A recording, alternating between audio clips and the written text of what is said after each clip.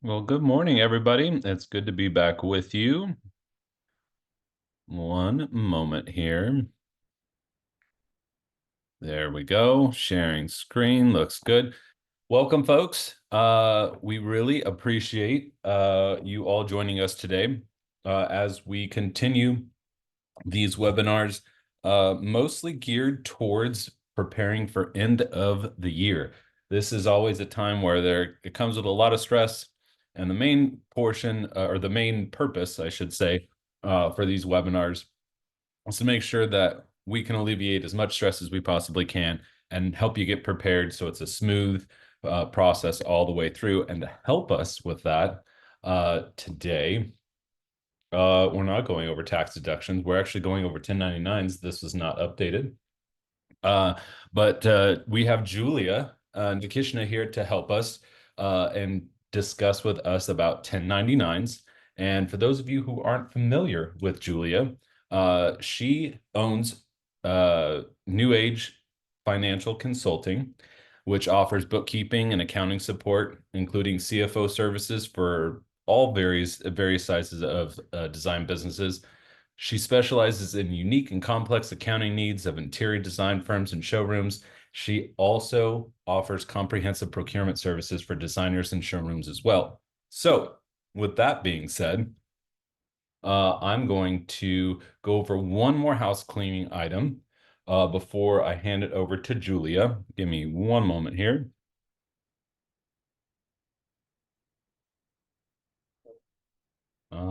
Did we get everybody in here? Hang on one second. I think we lost Julia. Oop. We got Julia back. Hold on one second.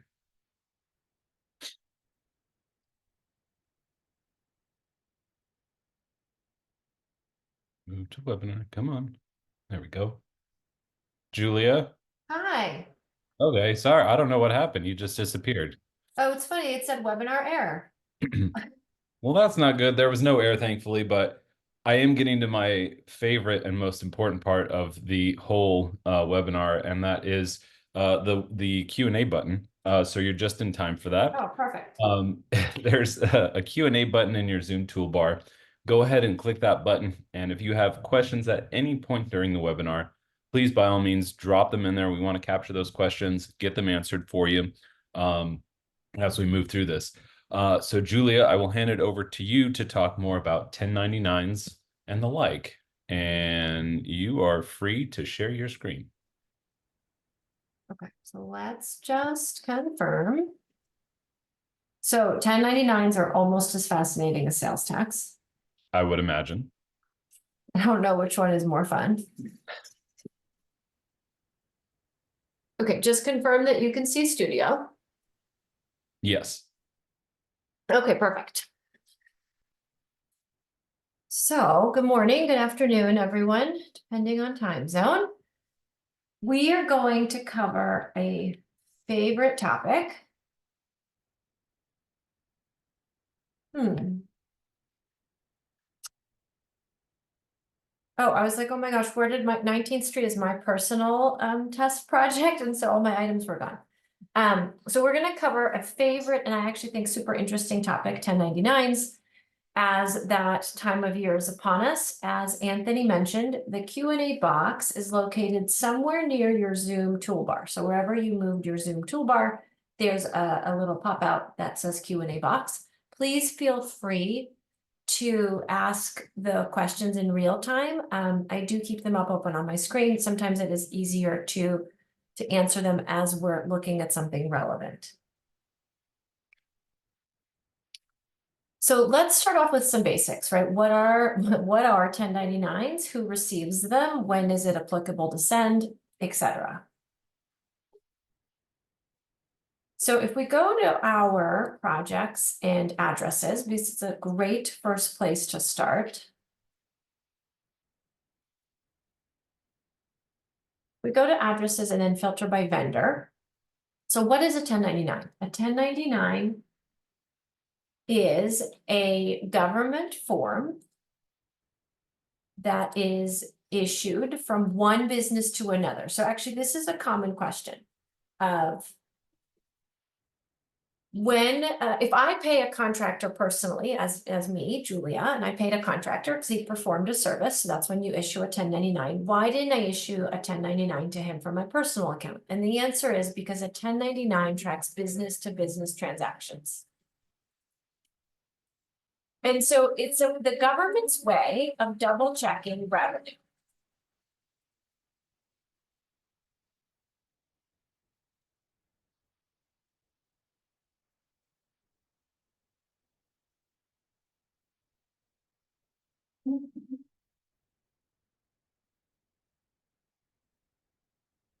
Everything before a 1099 starts with the form W-9. And so going back to what is a 1099 for? So it's the government's way of double checking that revenue exists from one business to another. And so what does that mean? So if we paid Susie, and we paid Susie $1,000 for custom upholstery, we are required to send her a W-9 and ask her, Susie, what type of entity are you? What is your EIN? What is your address? And then what is your social security and or EIN? So before you even get to the 1099 stage, you need to be in the habit of requesting a W-9 from every single one of your vendors. So Studio has a great and helpful section of the vendor ID that will help track all of this for you. But another common question is, when do I send a W-9? And who do I send one to?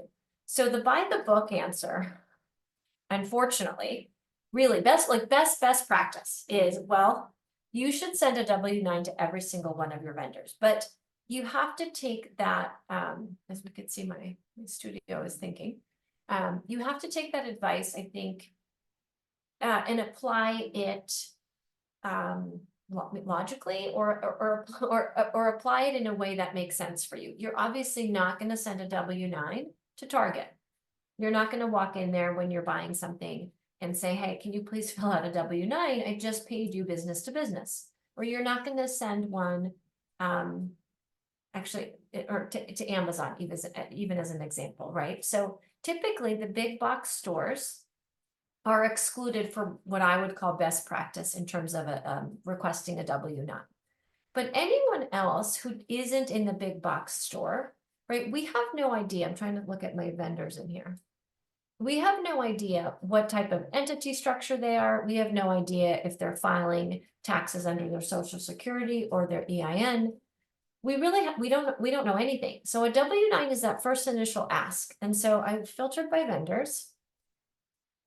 First dibs actually goes back into that into the Target scenario that you could certainly correspond. If you're somebody who's really great at vendor communication, you could certainly send First Dibs an email with a W-9 form and say, hey, First Dibs, can you please fill this out for me? But let's look at AA Custom Furniture. And so this is a great way to utilize Studio in terms of software functionality. So go to codes.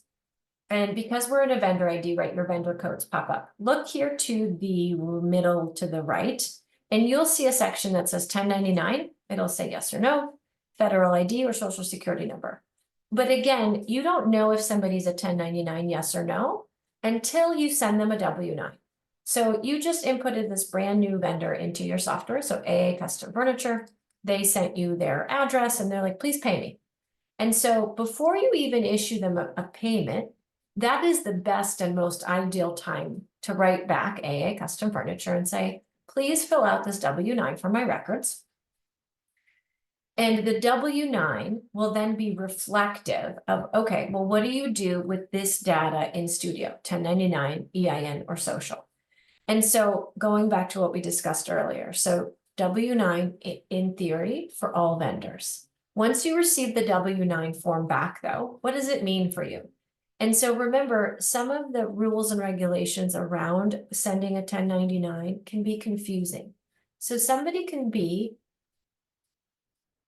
listed as an LLC, but really taxed as a corporation and not as an LLC. And so if you're taxed as a corporation, technically, your W-9 form A will tell you that, but then you, as the person issuing it, you do not need to send a corporation a 1099. And why? Well, the government is assuming corporations are more likely to report all revenue versus, I would say, smaller individuals who are an LLC or individuals who are a sole proprietor. So this box down here, the section 3A on the W-9 is actually very critical. So somebody may give you their name and their name, their business name, and their, let's say, their EIN, but then they don't fill out this middle part. Well, if they don't fill out this middle part, you actually then, you don't know if they're an individual, if they're a C Corp, an S Corp, a partnership. There was a rule passed a couple of years ago, not last year, maybe the year before, or I know it had to have been a couple, it was definitely a couple of years ago. And the IRS had passed that all businesses would receive a 1099, business to business. So regardless of revenue threshold, because typically the revenue threshold to send a 1099 is $600. So regardless of revenue threshold and regardless of this section 3A entity status, it was a great way for the IRS to ensure that businesses were not shorting their revenue, right? So what happens when you send a 1099? So when you send a 1099 to this vendor, so we're an AA Custom Furniture, you not only send the 1099 to AA Custom Furniture, you also send a copy. And so for those of us who've been doing this a long time, especially back when the paper copies were really popular, that red copy goes to the IRS.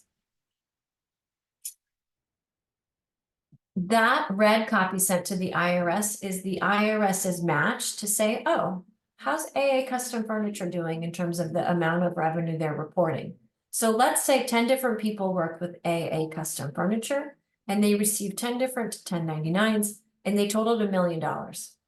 But AA Custom Furniture, when they filed their tax returns, their gross receipts on their tax return was $900,000. That's all computed manually in the background. And that would be a place for the IRS to start with an audit to say, AA Custom Furniture, I see that the revenue reported doesn't match, the revenue reported to us doesn't match the revenue you reported to us. So when the IRS passed this rule regarding sending 1099s to everyone, like me personally, I would say I wasn't surprised by it at all. It is such in a way, an easy tactic and an easy way for them to pick up more reportable revenue. They wound up backtracking it because I believe that business owners really pushed back because, again, think administratively that it could be and is a huge administrative burden to businesses. If you had to collect a W-9, like what would you do if you were buying something from a really big online retailer and for example, they didn't get back to you, like what would you do? So they backpedaled, though my opinion is that they will continue to increase regulations around 1099s. So something else to think about is if you have more than 10 1099s, maybe last year, I want to say 2023. So when you did the 1099s for 2023 in January of 24, anyone who filed more than 10 is now required to file electronically. And that was a recent change. I think that they know, right? It is, from their perspective, it is difficult for them to process all the paper copies. We, from our, like at our firm, we use Track 1099. So Track 1099, and we'll talk about the reporting aspects, all of it, but it's a great online filing software. And you'll import into Track 1099. They'll email all of your 1099s to vendors where you have an applicable email address. If somebody doesn't have an email address, they will mail the form for you, and then they'll e-file with the government. So that was the requirement last year, meaning more than 10, you had to e-file with the government. The government isn't making you meaning electronically file with the recipient. They're just looking for their end to be easier and faster. So this is the basics of the W-9. I would always recommend just being in the habit of collecting a W-9 from your vendors as much as humanly possible. Also, before you issue them a payment, because that's when they're most likely to comply. Also, if they have any questions on the form, or if you have any questions on the form, it's great to get that out of the way ahead of time. Additionally, depending on your vendor, if you're asking for a W-9, also ask for a certificate of insurance. And actually, Studio can track both of these for you. So if you notice down here, here's your certificate of insurance, your expiration dates and your license numbers. So just a great, like a great vendor package tool to be able to communicate all in one shot. Once the W-9 comes back to you, this is when you would say to yourself, okay, what is the easiest way to organize the information? I absolutely love setting up an A folder under images and attachments. So if we scroll all the way down, I have a folder in here called W-9s. I don't really know what's in here in my fake database, but here's one random W-9. So I upload all of my W-9s to this folder.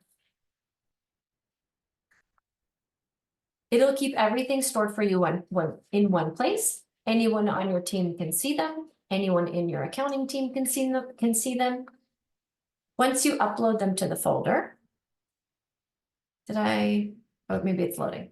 I'm also linking it here directly into the vendor ID. So as it's coming close to the end of the year, so here it is. So here's my W-9.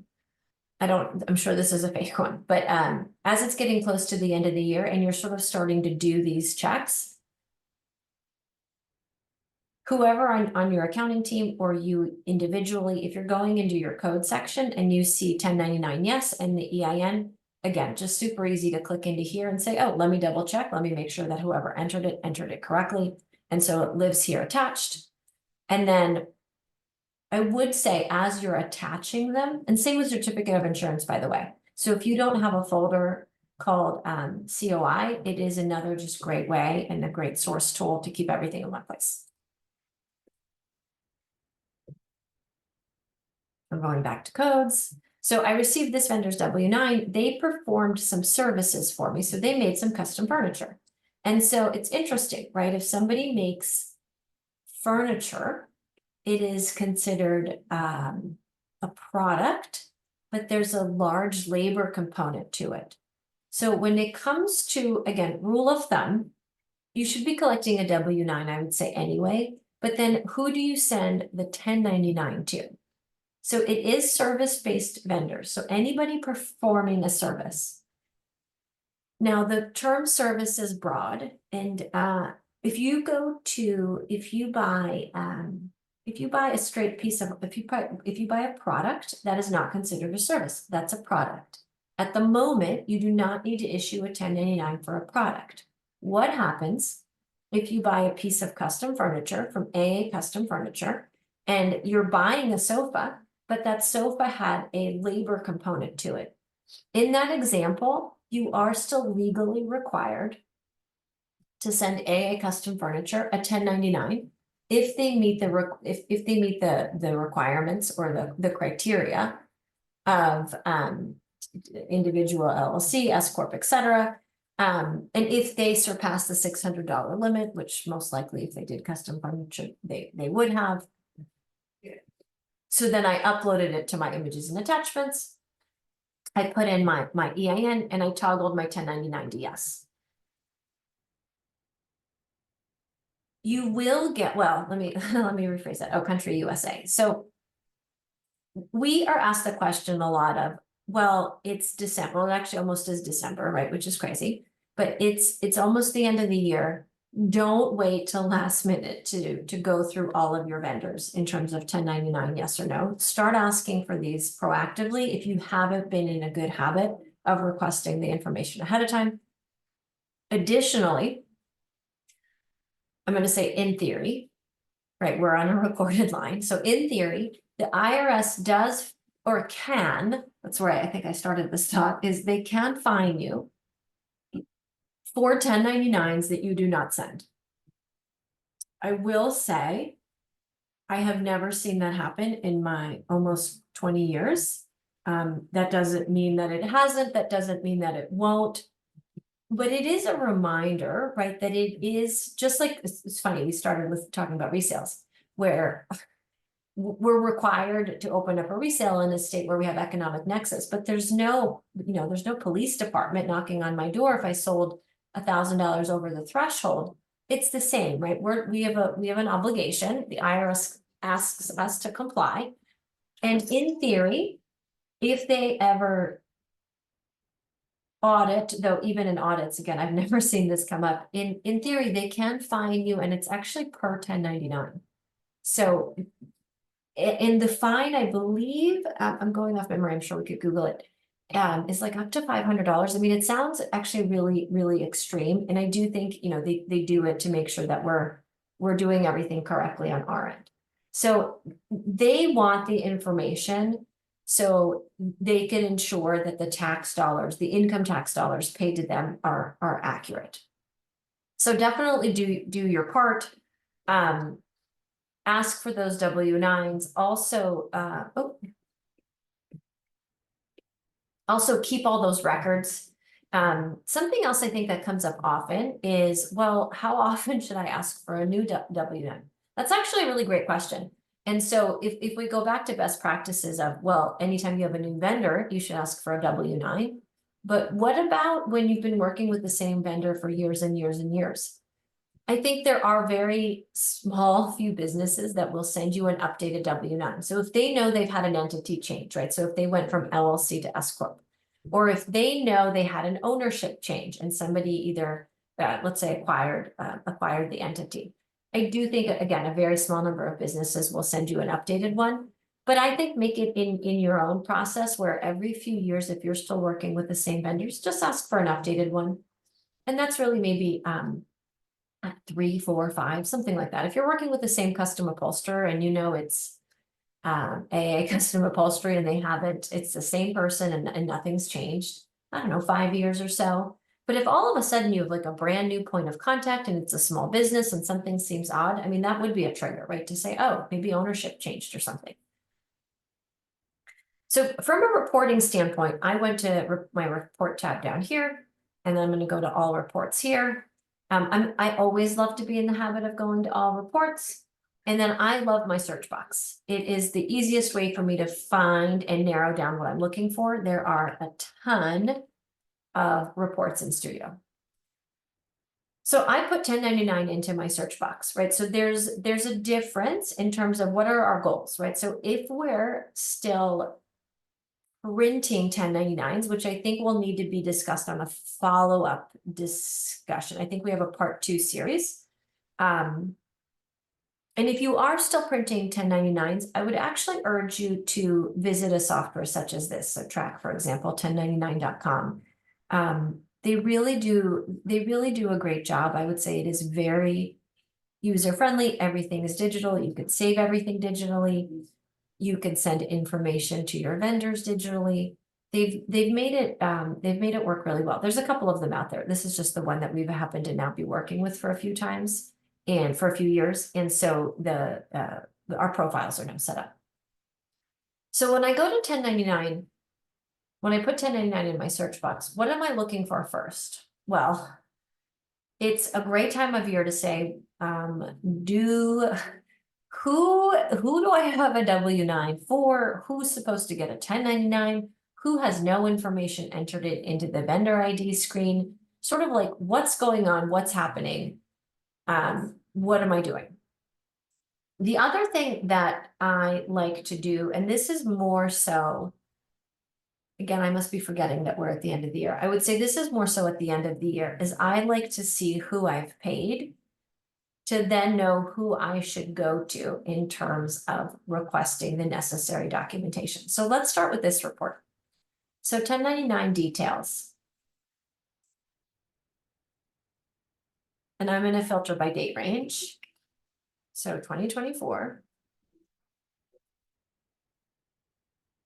And it's going to give me the details, which I actually really like, and it's going to give me the check number. Something else to note is 1099s are issued only to vendors that you've paid out of your cash accounts, plural, because The credit card companies issue their own. They're actually legally required to. So that's one of the many reasons, right? When you fill out a merchant account application, for example, with American Express, to be able to take their payments, you send them your application, you obviously send them your EIN, etc. They are legal, and that's actually that's in their own IRS regulation. So they're legally required to report to the IRS how much money they process to businesses. So I think this part can be confusing, and I also think this is a great reminder of why your check ID here is super helpful to be indicative. So what do I mean by that? So I pulled this report here. So there's a question. So what if nothing generated when running the O2 1099 details? All payment types report. So I'm assuming that means that there are not any cash disbursements in your studio. So this report is based off of cash disbursements. So cash disbursements can be purchase order payments, or they could be office overhead expense related payments. So if your studio doesn't have any disbursements filled out, you will not be able, this will be blank because there's nothing to pull from. This report doesn't pull from your purchase orders because remember, you can have a purchase order, but that doesn't mean that it's paid. So this is only based upon payments. And so I'm going to use AA Custom Furniture actually as an example, still with our friends here. So check numbers live on this report. So they should be helping you understand, well, what happened here? So to me, this check number means American Express paid on 05/21/2024. So if you go to any item, so your item, oh, we're in 19th Street.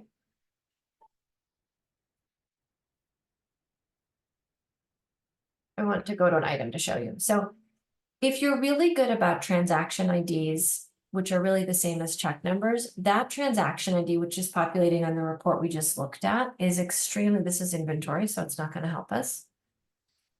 It's extremely indicative of how something was paid. I would need to find an item with a vendor payment. Oh, first steps. Okay. So this is a credit, almost it doesn't even matter. But if you go to your view payments button, here's the vendor deposit, here's the vendor payment. So here's this whole column. It's a little squirrely, right? So here's a column that tells you how something was paid. This particular transaction has a check number, this one doesn't. But this is the box that then populates into a report like this. So if you're great about going to projects,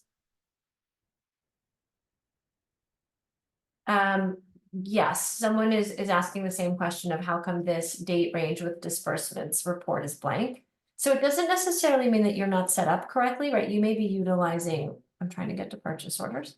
You may be utilizing proposals and purchase orders and invoices, but what it appears to me is that there are no disbursements, meaning anything that you're paying out isn't reflected in the system. So if I go to projects and if I go to purchase orders, just so we could see whether you're working on the accounting or somebody else is working on the accounting for you. So this particular order, I'm going to pay this order because I just put it on my American Express. When I go to payment and I select my from account, here's your check number reference. I know I have American Express set up.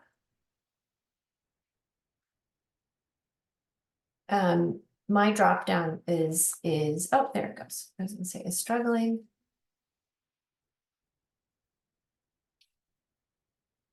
It's also, it does, oh, here's my Amex. This is your field that populates here, which is then also populates on the item. So the more information you put in here and the more consistent you are, the easier life will be really in the long run and on many different types of reports. So for example, we as an office always use American Express, AM. There's a 6-digit date. Sometimes it corresponds with the statement number. Sometimes it corresponds with the with the day, but there's always a very specific reference. We'll even give it dashes and numbers, and if there's an office with multiple user cards, that those initials will go in here as well. But I can very quickly go into an item or go into the GL and see, oh, well, how was this paid? What was the card? Was it my Visa? Was it my Capital One? Was it my American Express? So if you've been really good about that, this report will be really, really helpful, because you'll very quickly see. And again, this is an in and out. I don't really know what's going on here, but I could see that ABC Ship Solutions, I paid with an American Express. I could see that Joe Repair, I paid with a wire. That's cash. This is American Express. That's a credit card. So they're different. But this is a great check-in to say to yourself, oh, shoot, ABC Solutions, I paid 2 with an American Express. I paid 1 with an ACH on, it was $226. I'm not at the $600 limit, but let me go see if I have a W-9 from them and if they're eligible for a 1099. If I don't have a W-9, I would say it's a great time to reach out to them and say, we're doing a year-end review. Please send me your current W-9, and that way you have it moving forward. Or if you know that your W-9 list is massive and ABC doesn't qualify because the amount isn't over $600, and then you're going to skip over them, right? So this is just informative. And so as we could see, we must not have many disbursements in here either. Let's look at 2023. So this one is summary, this one is detail. I like detail. I do. I think in the beginning, as I'm trying to get my bearings, it's a nice reminder of who did I do business with?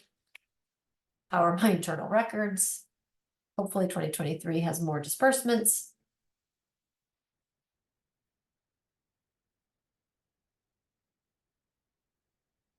Let's see. Oh, okay, so this one does have a few more. Okay, good. Is that we paid Zach Morris? It's really funny. Anthony, these always make me laugh so hard sometimes. I'm like, Yeah, regularly going through our client list and our admin account is hilarious. well, and Zach Morris, it's like, and whoever entered that, it's like clearly aging them. Well, you know what? I appreciate the reference. But yeah, I can probably throw a couple of darts and hit 3 individuals off the top of my head. That's probably who. I know.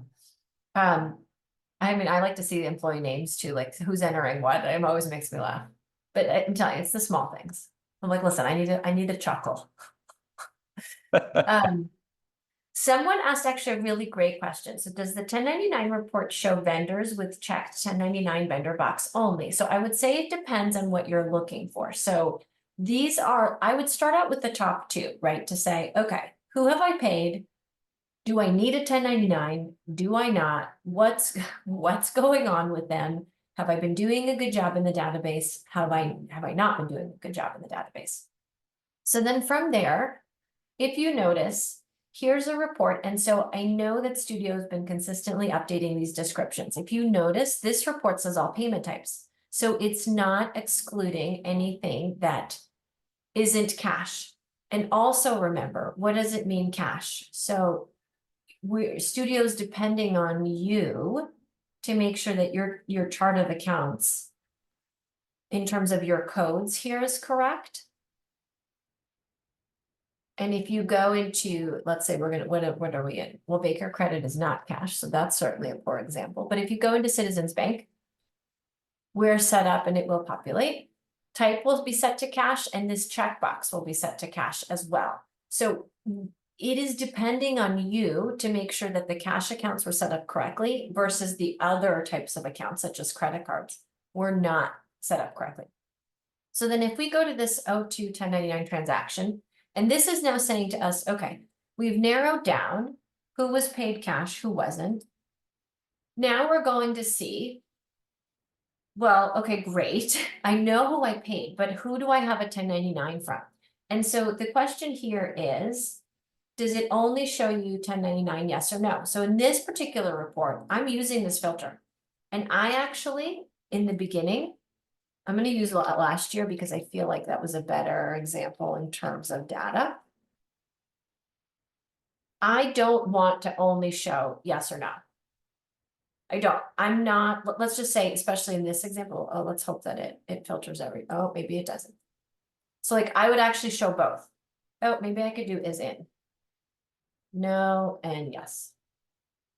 I want to see all. I want to make sure that if somebody's clicked no, they're correctly clicked no. And if somebody's clicked yes, they're correctly clicked yes. So what I did, I tried to just have it filter by all, and that seemed it didn't want to work with me that way. So then just as a quick way to bypass that, I went to vendor 1099. I put in is in, right? Because that's always my special filter to get more than one filter, more than one criteria into the filter box. And so then I added no and yes. And then if I select PDF, especially because last year there just happened to be more activity, we need to update more of Zach Morris's payments for this year. Now I'm able to see everybody. And for me, this is a starting point, right? So I could see, and so here, remember, your report filters live at the top. I personally love this. I mean, I utilize this as a checkpoint a lot of times, even internally. Like if somebody on staff sends me a report, I'm like, oh, let me look at your report filters, right? Did you utilize the correct report, yes or no? And so we're pretending this is 2023, and I'm reviewing everyone who is allegedly receiving a 1099, they're yes, and allegedly not, they would be a no. Someone asked, why do Amex and other credit card payments show up on the 1099 report? Is there a way to omit them? So yes. So just make sure that when you're in we looked at one that wasn't filtered by cash account. And then if you notice right here, the one we're in at the moment is filtered by cash account. And the report header tells us that this says by cash account, excludes credit cards. The one we were in just before this one, oh, we don't have it open. Didn't say that. It actually said all payment types, and it did not exclude credit cards. That is why.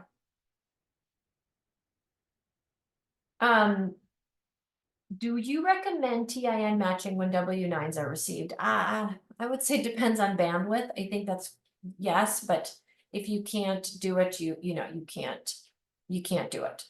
I'm just happy if somebody sends back a W-9.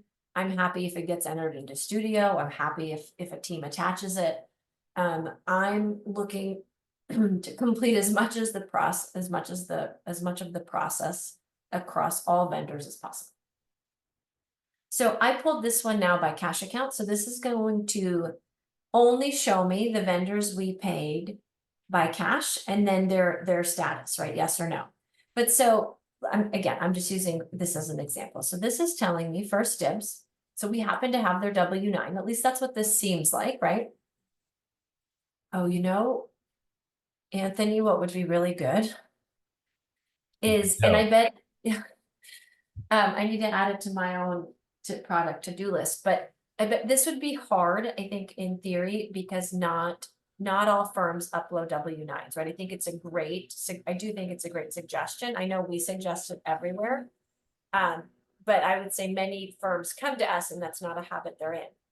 But if there was a way then to tag that, the fact that we uploaded it into a report like this, right? Because then I'm in first dibs. There's a little box here that says, oh, here's your W-9. If you click on it, if it's a hyperlink, it would bring me directly to the W-9.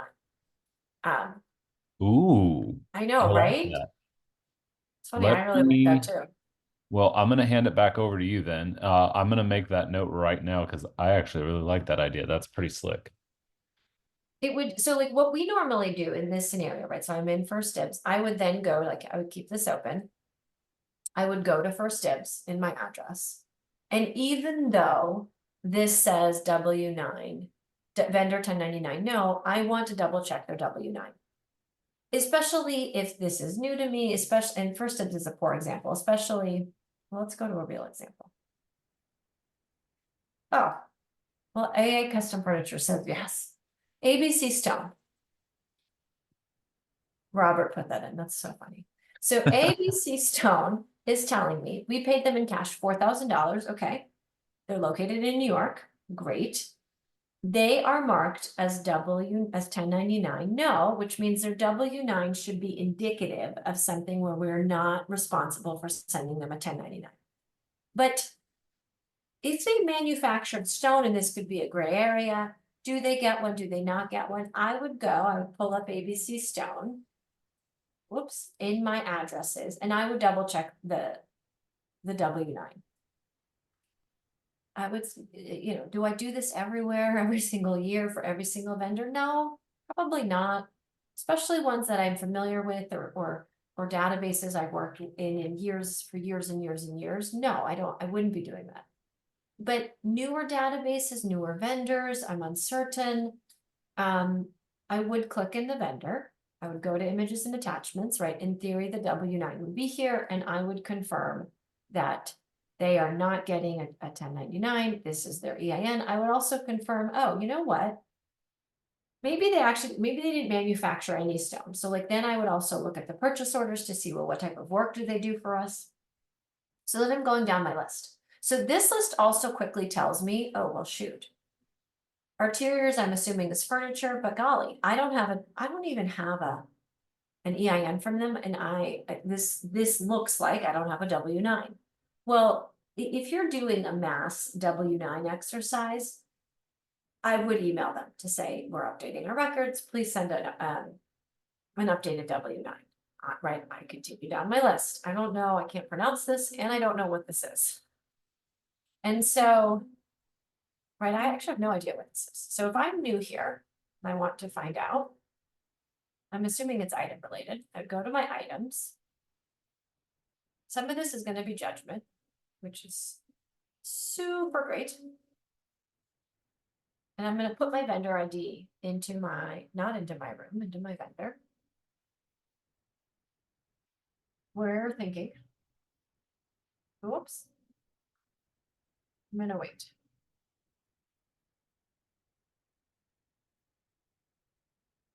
Clearly not doing a good job waiting, and clicking isn't helping me. Okay, let's pause on that question until the item screen will load, because I do, right, like, I'm not sure. I'm looking at this and this vendor doesn't ring a bell to me, right? They're not somebody that I've utilized or I'm familiar with across our multiple databases. So I just want to make sure, what did we pay them for? And should they really be a no? And even if they are a no, again, am I going to, oh, here we are. Am I going to reach out to them? Oh my golly. For a W-9. Babe Ruth Catering. Oh, that's really funny. So yes, look, they have a really unique social security and EIN. They're marked up as a yes. That's fantastic. I did my job. Baker is furniture, but I'm assuming in this scenario, Baker, we're not buying a piece of already pre-manufactured furniture. So they're doing something for us that involves labor. And so, yes, we have, yes, they get one. And yes, we have their EIN or their social. CB2 is a no. I don't know what Dimitri is. Okay, let's see if I can type this vendor name in. That,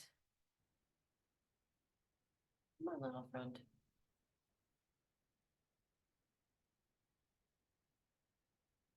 While I want to get rid of 19th Street. Let's just see what this is. Because if you had somebody, like if you're in accounting, or even if you're the principal and you had somebody ordering something, maybe this vendor is a DBA, like maybe it doesn't ring a bell to you. So this says, oh, this is random stuff. Oh, maybe this is product. If this is straight product, they wouldn't be you wouldn't need to send them a W-9 or a 1099. You wouldn't need to send them a 1099. I often say to clients, right, if it's gray, like I'd rather send it than not send it. There's no harm in sending it. Remember, we're all supposed to be doing our job in terms of reporting the true revenue we were paid. So if I sent it to CB2 as an example, CB2 shouldn't be offended, which is funny, which is sometimes their response. And it's like, well, I'm reporting $138, but you received that, you should be reporting that on your income statement anyway, right? There's nothing, again, in my opinion, like there's nothing negative if we're unsure and we just want to send. We're just going through the list, right? Holly Hunt, Jasper, Joe Repairs. This is a negative, so they're obviously not getting one. And so the other thing in Studio to remember is a little bit different from QuickBooks is there's no toggle that will only show you vendors who you've paid more than $600 to. So you need to know that's the threshold. And then you need to decide for yourself, are you going to send one even if it's less, even though there's no requirement and you're just going to send one, or are you not going to send one, right? Because the IRS requires $600 or more.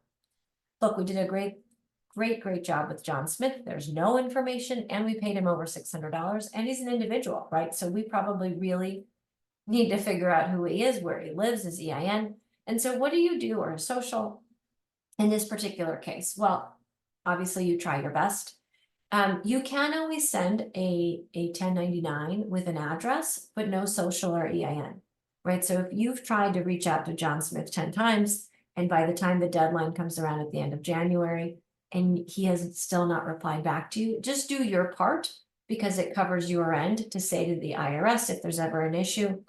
Well, I did try to reach out to John Smith. I sent him a W-9. He didn't get back to me. So I was unable to send him a completed 1099.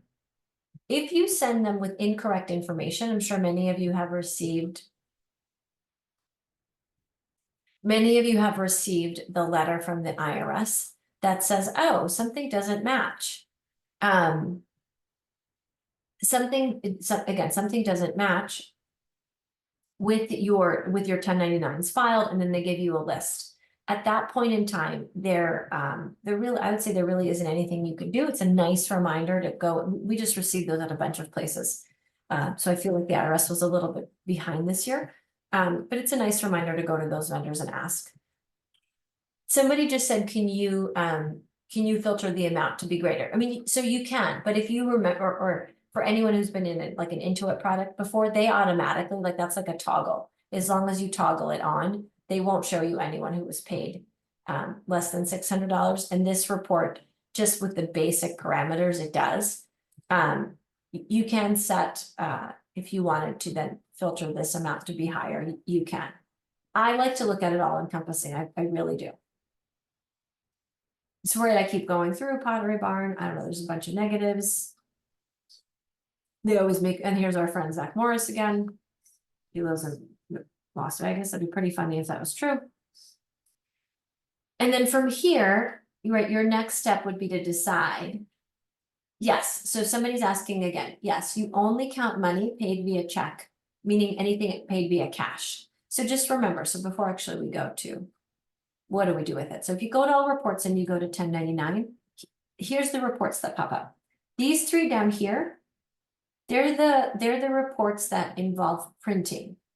And so I think the last, was it, I can't believe that it's been 2021, right? There was recently an update to the 1099. So it's no longer that miscellaneous form, it's now the NEC. If you ask me if that was 3 years ago, that does not seem accurate, but I guess it is based on this year. So these are the reports used to print. But it's these reports up here that I'm using to understand my activity. So the first one we looked at has this payment, all payment types, and it tells you, oh, this is going to include all your payment types, and it's for you to understand who did you pay with a credit card, who did you pay with a vendor. The next one is all payment types as well, and so is the third one. But these two here, and even this one, you have to filter with a specific bank account. These two exclude anything that's not set up with a cash disbursement.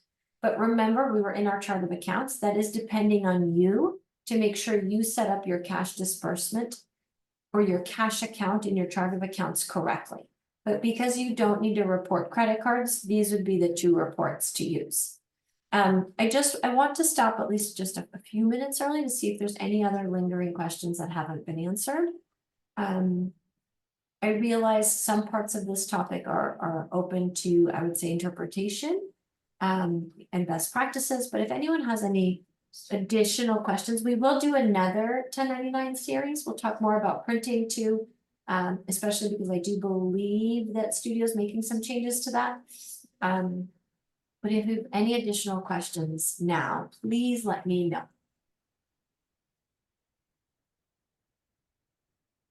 Oh, yes, great question. So do you need a W-9 from a cleaning person that you paid in cash? Well, so I guess, so great question, twofold.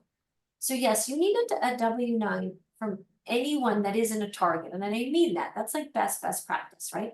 But from there, from that tier, you really want to make sure that you have a W-9 from anybody who's performing a service. And that is very broad, right? So a receiving and warehouse company is performing a service.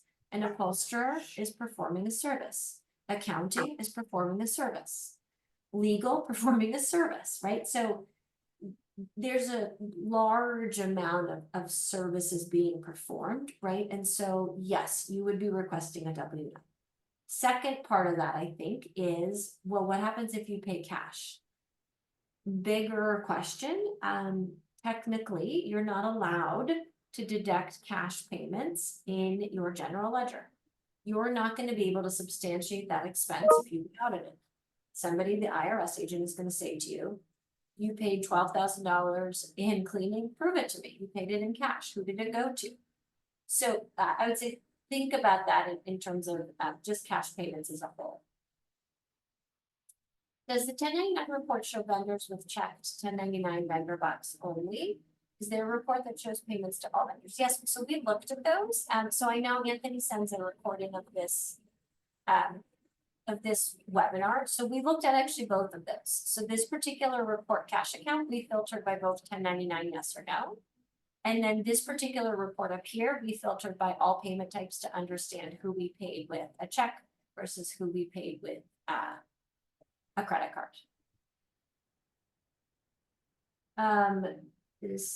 That question has been answered. Should I be concerned that nothing is showing up on my 1099 report legacy summary by date range?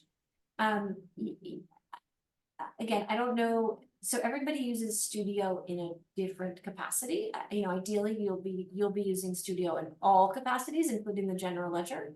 So maybe just as a great first step is to go to your accounting tab and go to general ledger. And then in your general ledger tab, if you filter by your journals, cash disbursements and cash receipts, and even, take out your date from field, what do you see in there? Do you see transactions? Do you not see transactions? That would be at least a starting step to determine if things are not in there and if you should have concern. What if we made payments for products and services to the same vendor?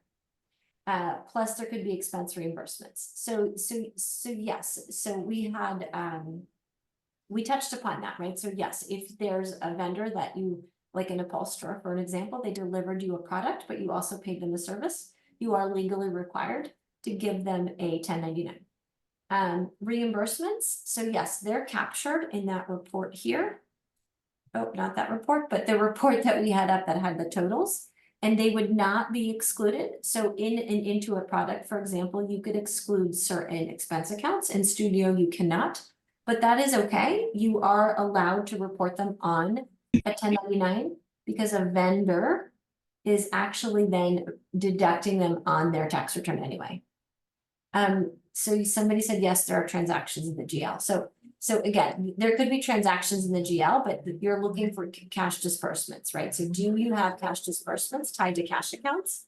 That is probably either a question for support, just to say, can you double check, or email me afterwards and I can double check the GL, but there does seem to be something a little bit off if you have cash disbursements tied to a correct cash account that are not showing up on a cash disbursement 1099 report. A lot to cover. Hopefully this was helpful. There is a part 2 coming. I'm not super sure of the date of that. Actually, I don't know if we have it next on the lineup, Anthony, or if we're taking a pause and doing a part 2 at a different part of the year. No, we have it, I believe. Let me double check my calendar. It is Wednesday's December 4th, same bat time, same bat channel, 10 o'clock Wednesday, December 4th. Just dated myself with that Batman reference. So yeah. But yeah, December 4th is the next one. And, for part 2. yep, unveiled, clearing up the confusion, part 2 of 2. So yeah, December 4th. Perfect. Really great questions. I know, again, I think that there's a lot of data. There's a little bit of interpretation, so definitely use your judgment. And I think part of it, so much of when it comes to reporting and obviously IRS regulations is there's a set of regulations that we should be following. But from there, right, some of it is judgment, and we all need to be comfortable with what we are willing to, to risk in a business. That goes to like the cash payments, that goes to, well, Susie the cleaner didn't give me your W-9. So I always find it best to learn what all-time best practices are and then adapt them to the best of your ability in the business.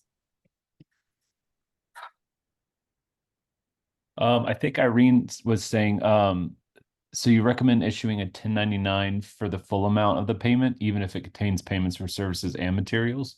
Correct. Perfect. Well, Julia, as always, I really appreciate, and so does the rest of Studio, you doing these webinars with us. These are always fun. And to leave you all with some helpful information. Why is this not working? Well, I had everything ready here. Hang on. I would like to leave you all with some information to reach out to Julia if you need to. Nope, that's not working either. And the best way to contact support. Let me try one more time. Here we go. That's what I was looking for from the current slide. Now we're looking professional. So Julia's email is julia@newagefinancialconsulting.com. Her phone number and her website is there as well. And that little chat bubble in the bottom right corner of Studio, you can interact with our chat assistant. Couple things there that I don't think I've mentioned in the past while we have a little bit of time. You can talk to this like a real person. The more information you feed that chat assistant, the more accurate the answer gets. It's powered by Chat GPT. And the cool thing is that regardless if you need more help or not, we can see these conversations. It creates a case that we can review if more help is needed. So the more information you provide for us up front, the quicker we can get you a solution and a response and get you on your way. So definitely feed that chat bot if you decide to use it. Other than that, feel free to email support as always. And with that being said, Julia, thank you so much again. I hope you have a good rest of your week, and I hope all of you have a wonderful rest of your week and a good weekend coming up. Thank you. It was great chatting with you, and I will see you soon. Sounds good. Take Have a good care. day. Bye.